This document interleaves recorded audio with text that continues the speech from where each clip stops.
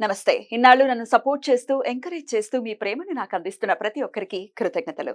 అలాగే ఈ వీడియో కూడా ఖచ్చితంగా మీకు ఉపయోగపడుతుంది. లైక్, షేర్ అండ్ సబ్స్క్రైబ్ చేసి మీ సపోర్ట్‌ని నాకు అందించండి. అలాగే ఈ వీడియో పట్ల మీకున్న అభిప్రాయాన్ని కామెంట్ సెక్షన్‌లో కామెంట్ చేసి తెలియజేయండి. ఇప్పుడు వీడియోని చూద్దాం. ఓం శ్రీ గణేశాయ నమః. ఓం శ్రీ విష్ణురూపాయ నమః శివాయ. నమస్కారం అండి. 2024 జూలై మాసంలో ద్వాదశ రాశి వాళ్ళ మాస ఫలితాలు ఎలా ఉందో తెలుసుకుందాం. దానికన్నా ముందు ఈ ఒక మాసంలో అంటే 2024 జూలై మాసంలో గ్రహ సంచారం ఎలా ఉందో తెలుసుకుందాం. అంటే ఏ గ్రహాలు ఏ రాశిలో సంచారం చేస్తున్నారు అని తెలుసుకుందాం. ముఖ్యంగా రాహు మీనరాశిలో సంచారం, కేతు కన్యా రాశిలో సంచారం, శని భగవాన్ కుంభంలో సంచారం అయితే ఈ ఒక మాసం నుంచి వక్రించి సంచారం ప్రారంభం చేస్తున్నారు. గురువు గారు వృషభంలో సంచారం. ఇక కుజుడు జూలై 12వ తేదీ వరకు మేషరాశిలో సంచారం, తదుపరి వృషభ రాశిలో సంచారం. సూర్యుడు జూలై 16వ తేదీ వరకు మిథున రాశిలో సంచారం, తదుపరి కర్కాటక రాశిలో సంచారం. శుక్రుడు జూలై 7వ తేదీ వరకు మిథునంలో, తదుపరి కర్కాటక రాశిలో సంచారం. ఇక్కడ శుక్రుడు ఈ యొక్క జూలై 11వ తేదీ తర్వాత అస్తంగత త్యాగం చేస్తున్నాడు. అంటే ఉదయిస్తున్నాడు అని అర్థం. ఇన్ని రోజులు మౌఢ్యమి జరిగింది, శుక్ర మౌఢ్యమి. సో ఇక మీద ఉదయిస్తున్నాడని చెప్పుకోవచ్చు. సో శుక్రుడు అస్తంగతం అంటే శుక్రమౌఢ్యమి జరిగేటప్పుడు, గురుమౌఢ్యమి జరిగేటప్పుడు శుభకార్యాలని చేసుకోరాదు. అందులోన పెళ్లి కావచ్చు, గృహ ప్రవేశం కావచ్చు, ఇలా శుభకార్యాలకి నిషిద్ధమనే చెప్పుకోవచ్చు. ఎందుకంటే వీళ్ళిద్దరు ప్రముఖులు శుభకార్యాలకి, పెళ్లి విషయంలో, ఒక ఇంటికి సంబంధించిన విషయంలో వీళ్ళిద్దరూ ప్రముఖంగా పాత్ర వహిస్తారని చెప్పుకోవచ్చు. సో ఈ ఒక మాసం జూలై 11వ తేదీ తర్వాత శుక్రుడు ఉదయిస్తున్నాడు. బుధుడు జూలై 18వ తేదీ వరకు కర్కాటక రాశిలో సంచారం, తదుపరి సింహ రాశిలో సంచారం. ఈ ఒక గ్రహ సంచారరీత్యా ద్వాదశ రాశి వాళ్ళకి ఎలా ఉందో తెలుసుకుందాం. ముఖ్యంగా ప్రేక్షకులకి ఒక మాట చెప్పాలనుకుంటున్నాను. ఇక్కడ ప్రతి ఒక్క వ్యక్తికి కూడా, ప్రతి ఒక్క జీవికి కూడా తన ఒక్క కర్మ నుంచి, అంటే తన ఒక కర్మ ద్వారా వచ్చే ఫలితాలు. ఇక్కడ వాళ్ళు పుట్టినప్పుడు వాళ్ళు పుట్టిన డేట్ ఆఫ్ బర్త్, టైమింగ్స్ ప్రకారము ఇక్కడ ముఖ్యంగా వాళ్ళ జన్మ జాతకంలో ఏ గ్రహ దోషాలు ఉన్నాయి, ఏ ఇబ్బందులు పడుతున్నారు, అంటే కర్మానుసారంగా వాళ్ళు చేసిన కర్మానుసారంగా ఈ ఒక జన్మలో సో సుఖమా దుఃఖమా అని నిర్ణయించేది జాతకం. ఇలాంటి జాతక చక్రంలో గ్రహ దశాలు అనేది చాలా ఇంపార్టెంట్ అండి. గ్రహ దశాలు అనేది చాలా ప్రముఖమైన పాత్ర వహిస్తుంది. ఇప్పుడు చూడండి, ఒక దశాభుక్తిలో అంటే ఇప్పుడు చంద్రమహాదశ శని భుక్తి, చంద్రమహాదశ బుధ భుక్తి, చంద్రమహాదశ కుజ భుక్తి, ఇలా దశాభుక్తులు వచ్చినప్పుడు, ఒక దశాభుక్తులు వచ్చినప్పుడు, ఒక భుక్తి వచ్చినప్పుడు చాలా ఇబ్బంది లేకుండా ఉంటుంది. లైఫ్ అనేది చాలా బాగా వెళ్తూ ఉంటుంది. ఒక భుక్తి వచ్చినప్పుడు చాలా ఇబ్బందులు పడాల్సి ఉంటుంది. ఇలా దశాభుక్తులు ఫెయిల్ అయినప్పుడు గోచారంలో, ఇప్పుడు రాశి ఫలితాలు మనం చెప్పుకుంటున్నాం కదా.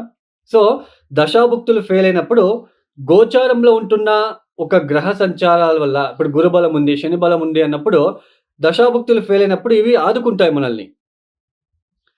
సో ఇలా దశాభుక్తులు బాలేదు, గోచారంలో గురుబలం లేదు, శని బలం లేదు అన్నప్పుడు చాలా తీవ్రమైన కష్టానికి గురి అవ్వాల్సిన ఒక ప్రమేయం ఏర్పడుతూ ఉంటుంది. సమాజంలో అపకీర్తి కావచ్చు, మ్యారేజ్ విషయంలో అంటే పెళ్లి జీవితంలో ఇబ్బందులు కావచ్చు, కుటుంబ వ్యక్తులతో తగాదాలు కావచ్చు, అన్నదమ్ముల మధ్య తగాదాలు కావచ్చు, ఇలా ఒక దశాభుక్తులకి తగ్గట్టుగా కొన్ని పరిహారాలు వస్తాయండి. మనమే స్వయంగా మనమే చేసుకోవాల్సిన ఒక చిన్న పరిహారాలు వస్తాయి. చాలా ఉన్నాయి, దశాభుక్తికి తగ్గట్టు ఉన్నాయి.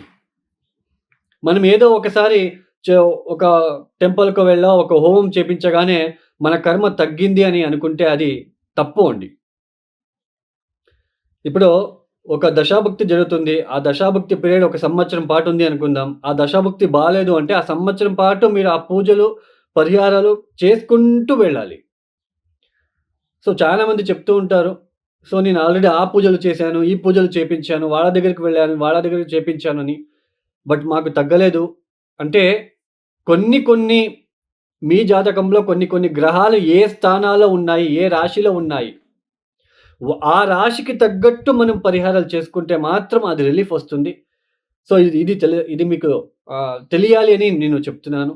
ఇక మేషరాశి వాళ్ళకి ఈ జులై మాసంలో ఎలా ఉందో తెలుసుకుందాం.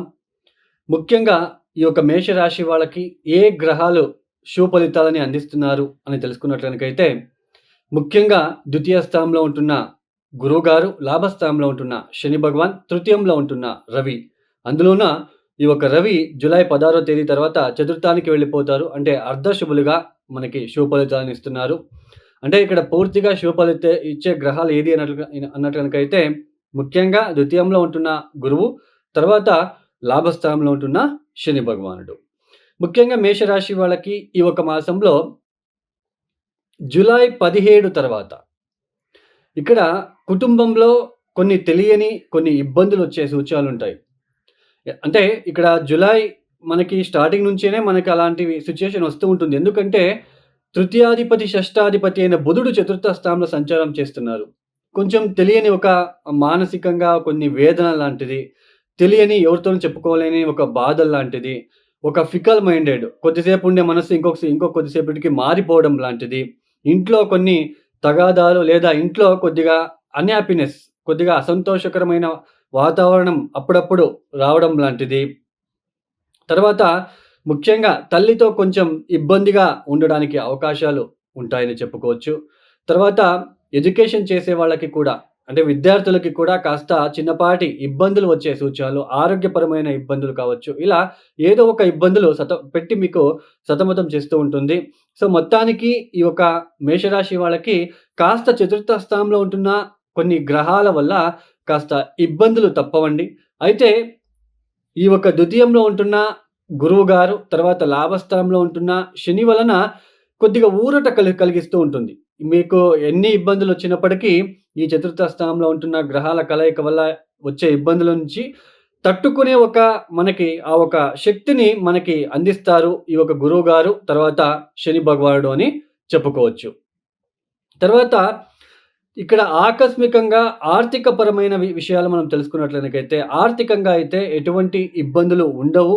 ఇక్కడ మేషరాశి వాళ్ళకి ఈ ఒక మాసంలో ఆర్థికంగా కాస్త ఇంకా ఎదుగుదల అనేది కనిపిస్తూ ఉంటుంది. ఆకస్మికంగా ధనప్రాప్తి యోగం కావచ్చు, లేదా ఏదైనా ప్రాజెక్టులు మీకు కొత్త ప్రాజెక్టులు రావడము, ఆకస్మికంగా ఆ ప్రాజెక్ట్ రాదు, లేదా ఆ పని నాకు దొరకదు అని అనుకోని ఉన్నట్లు గనకైతే ఆ పని మీకు వచ్చి దాంట్లో లబ్ధి అనేది చేకూరే అవకాశాలు ఎక్కువగా కనిపిస్తున్నాయనే చెప్పుకోవచ్చు. మీరు చేసే ప్రతి పనిలో కూడా మీకు ఒక సెల్ఫ్ కాన్ఫిడెన్స్, ఆత్మవిశ్వాసం ఇచ్చే ఆస్కారం ఇక్కడ ఎక్కువగా ఉంటుంది.